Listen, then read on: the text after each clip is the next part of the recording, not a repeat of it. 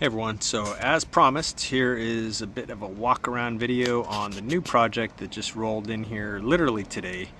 It is a 68 Ghia, been in the same family since day one.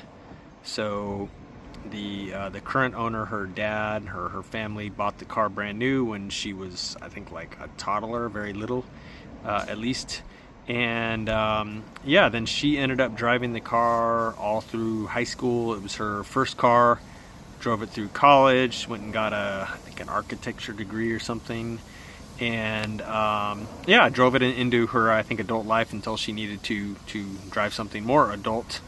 Because let's face it, these things are fun, but they're not always super practical as you get into your adult life as a daily driver. Anyway, she drove this thing a lot for many years, has many fond memories, and when she stopped driving the car, it sat I guess at her parents' house, and unfortunately it sat uncovered in the sun and just kind of baked it, actually. And so let's take a look. It's gonna need some love. It's gonna need a lot of love. So car's got some pretty serious rust issues here. You can see, you know, the good thing about rust is that you cut it out and replace the metal, and then the rust is gone. Easy, right? Not really easy, but yeah, any metal can be replaced. It's just metal.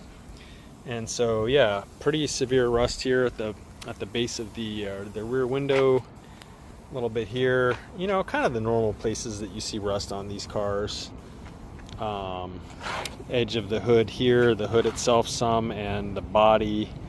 A little bit worse over here. But yeah, other than the rust, it's actually a very complete and pretty darn straight car. I think she said at some point, I don't know, she rear-ended somebody or somebody backed into it and the nose got punched in as they often do. And I think she said her dad had it fixed. So I don't know, somebody like re-clipped it or something. But actually, doesn't looks like they did a pretty decent job. So you can see maybe a little bit of wrinkling over here. This side doesn't look too bad, and then the nose itself, not bad. So they actually seem like they beat it out pretty well and stuff. So yeah, there you go. You can see where this bumper bracket here is bent. This is supposed to be a straight line, more like that. So yeah, I mean, it needs some attention. It needs some love. And yeah, here's actually a really good view of this. The fender is pretty much just like separating from the body all along there. Eek. So yeah, it's gonna need some pretty serious metal work, but not a problem. We can do that. So yeah, the car is in for pretty much everything. So when we're done, it's going to be like a new car. So the color on this car I actually like a lot. This is, I looked it up, and according to the chart that I saw on Samba, this should be sorry about that. So the color should be pine green on this car, and I have no doubt it's going to be beautiful when it's all freshly painted in that color. You can kind of see this door here actually doesn't look too bad. The rest of the car is very dull. I don't know why this one door seems to be preserved better than the rest. But anyway, you can kind of get an idea of the color there. So really pretty color. It's going to look amazing. I believe that white tops were an option this year. And so as far as I can tell, unless somebody repainted the top green, I believe this car did not have that option. It did have the sort of off-white color interior. I think there was basically, you could choose either the off-white or the black. So yeah, kind of cool that it's got the off-white, sort of maybe bone colored. I'm sure there's a proper name for it. Don't know it off the top of my head. But yeah, let's come around to the back here, see what we got. So I believe the motor has been replaced at some point. She said, I think maybe when she went off to college or something, her dad had a new motor put in it, or put one in himself. Not entirely sure, but yeah, I don't believe this is the engine that came in the car originally, as far as being like numbers matching and stuff. Of course, the battery tray section here is pretty eaten out and stuff like that. Actually, not as bad as some of them. It's kind of amazing that whatever's left there is supporting the battery. Sometimes you can't even really set a battery on it; they're so toasty. But yeah, the motor looks complete and looks correct-ish for this car. So I think the plan is it's going to be sort of like upgraded stock. We talked about it a little bit. We didn't go into details, and we don't have to decide now. But what I'm sort of proposing to her, because she does really want to drive the car, is I think we're going to do disc brakes on the front. I don't believe that a 68 came with disc brakes yet, 68 Ghia. If it did, then she's set, but I don't believe it did.